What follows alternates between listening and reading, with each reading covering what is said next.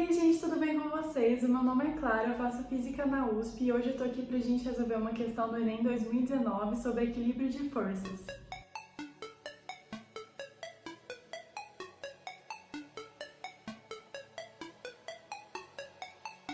A questão é a seguinte: slackline é um esporte no qual o atleta deve se equilibrar e executar manobras estando sobre uma fita esticada.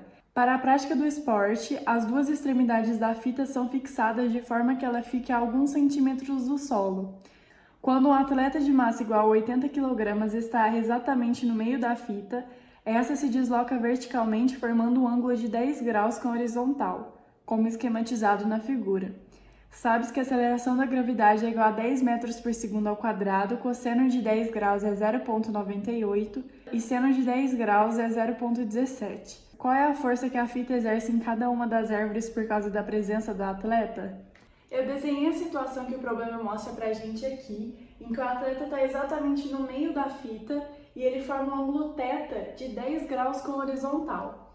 Em seguida, eu anotei todos os dados que o exercício deu pra gente: a gravidade 10 metros por segundo ao quadrado, a massa 80 kg e o θ, como eu já disse, 10 graus. Perceba inicialmente que pela simetria do problema, não faz diferença se o problema perguntasse, por exemplo, a força que a fita exerce na árvore da esquerda ou na árvore da direita, porque pelo fato do problema ser simétrico, isso é, pelo fato da pessoa estar exatamente no centro, no meio da fita, isso não faz diferença.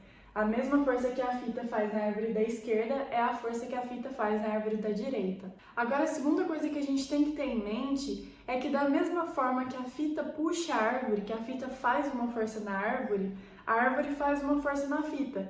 E perceba que a árvore tem que fazer uma força na fita, porque é essa força que vai dar a sustentação do atleta para ele conseguir, por exemplo, ficar parado no centro da fita. Se a árvore não fornecesse esse tipo de força de sustentação, que se distribui ao longo da fita, não seria possível a prática desse esporte. Então agora vamos anotar todas as forças do problema, porque a gente vai ter que chegar num raciocínio de que representa a soma dessas forças. Primeiramente aqui, por exemplo, se a gente fosse analisar essa árvore, a gente consegue perceber que a fita está puxando a árvore com uma força que eu vou chamar de F. E como a gente já discutiu, vai acontecer exatamente a mesma coisa para a árvore da esquerda. Então vai existir uma força aqui nesse sentido, que também vai ser a força F, porque essas duas têm que ser iguais, porque o problema é simétrico e o atleta está exatamente no centro da fita. Como eu já disse, se a fita faz uma força na árvore, a árvore faz uma força na fita.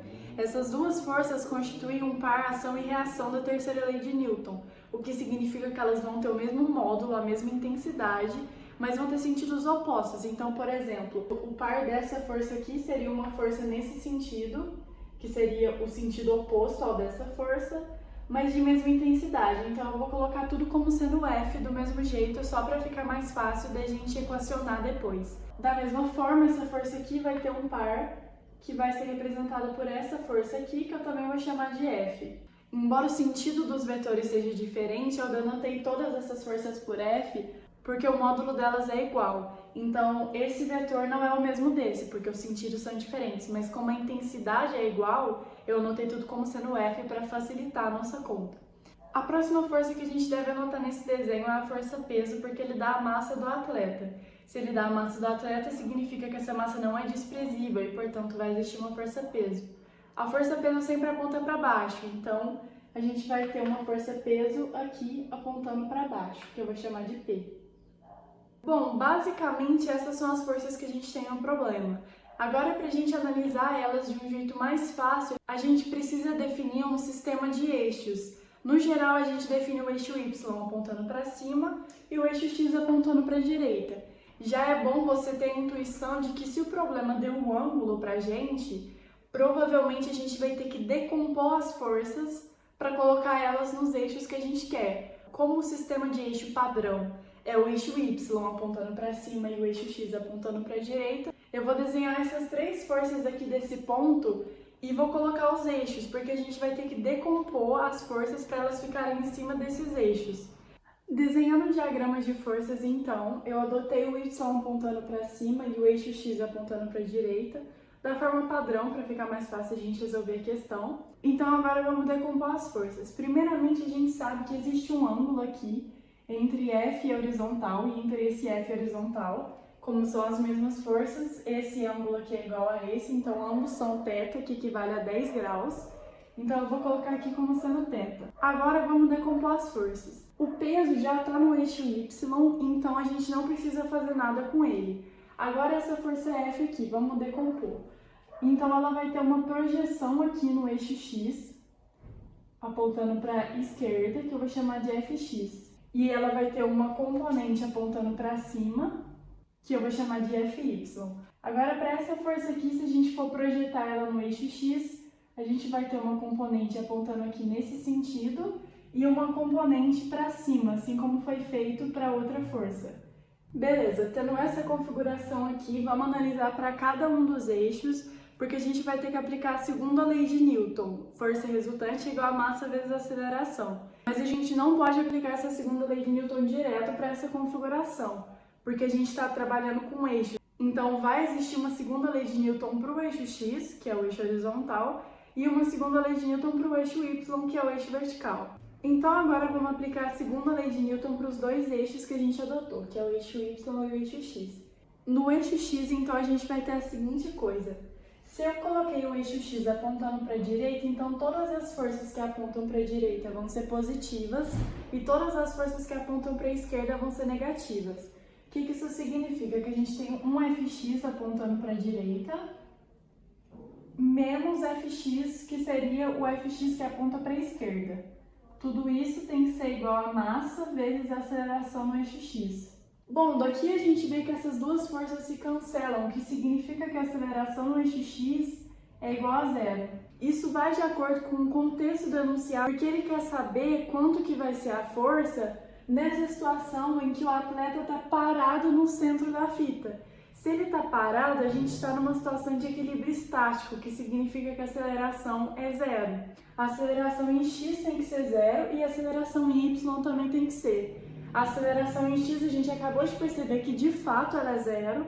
Então agora basta a gente aplicar a segunda lei de Newton para o eixo y, adotando que a aceleração em y também vai ser zero, porque a condição do exercício é uma condição de equilíbrio estático, é a condição em que o atleta está parado, então não existe aceleração. Então, da mesma forma que a gente fez para o eixo x, no eixo y todas as forças que apontam para cima são positivas, então a gente tem Fy apontando para cima, outro Fy que também aponta para cima, então também vai ser positivo, e o peso que aponta para baixo, então vai ser menos P.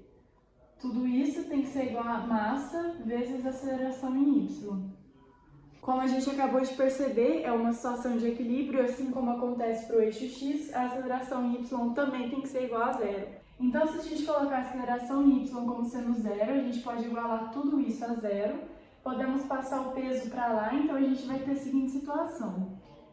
Fy mais Fy é igual ao peso, que é o que caracteriza uma situação de equilíbrio, ou seja, todas as forças que apontam para cima têm que cancelar com as forças que apontam para baixo. Todas as forças que apontam para a esquerda têm que cancelar com as forças que apontam para a direita. Dessa forma, a força resultante, a força total sobre o sistema vai ser igual a zero, então não vai ter aceleração, o corpo vai estar em equilíbrio estático, ou seja, vai estar parado. Assim, a gente pode reescrever essa equação como 2Fy é igual ao peso. Chegando aqui nessa situação, a gente tem que parar e avaliar o que a gente quer. De início, a gente está interessado no quê? A gente quer saber essa força ou essa, porque elas são iguais, a força F. A gente quer a força F como um todo. A gente não quer a componente y da força F. Então, dessa equação, perceba que a gente já consegue achar o Fy. Mas o Fy não é o que a gente quer. O que a gente quer é a força F, que seria a força total, e não a componente y. Então, vamos analisar com calma essa situação que está acontecendo no eixo y, no eixo vertical, e vamos decompor a força F para a gente conseguir achar a relação entre F e o Fy. Eu deixei aqui essa equação que a gente achou isolada, eu chamei ela de estrela. E para a gente conseguir encontrar a relação entre F e Fy, eu redesenhei como se eu tivesse ampliado esse desenho aqui, e eu peguei esse F apontando para cá, mas perceba que vai ser completamente análogo o raciocínio para essa força aqui, porque o Fy dessa força também vai apontar para cima. E como essas duas forças têm a mesma intensidade, as componentes delas também vão ter. Então aqui, olhando para essa situação, tem duas formas de você relacionar a componente Fy com a força F. A primeira delas é você decorar a regra do encostado. A gente pega essa palavra encostado e a gente vai usar ela da seguinte forma. Perceba que aqui tem um cos para ser sugestivo, já que a gente vai ter que usar o cosseno. E como que ela funciona? Se a componente da força que a gente quer está encostada no ângulo, então ela vai ser a força vezes o cosseno do ângulo. O que isso significa? Por exemplo, aqui a gente tem Fx. Fx está encostado no ângulo, então o Fx está encostado no θ, então Fx tem que ser igual a F vezes cosseno de θ. Enquanto que o Fy não está encostado no ângulo. Perceba que mesmo que eu desenhasse o Fy aqui e não aqui, como eu desenhei, ele continuaria sem encostar no ângulo. Se ele não está encostado no ângulo, então ele é o seno. Portanto, Fy igual a F vezes o seno do ângulo. Se você acha difícil decorar essa regra e acha mais fácil pensar cada vez para cada situação, a outra forma de você perceber a relação entre a componente com a força é você perceber que isso aqui nada mais é do que um triângulo retângulo. Essas duas componentes, perceba que como elas estão no eixo Y e X e os dois eixos são perpendiculares, isso aqui é um triângulo retângulo. Então a gente tem que o seno do ângulo é o cateto oposto, no caso Fy, sobre a hipotenusa, que é F.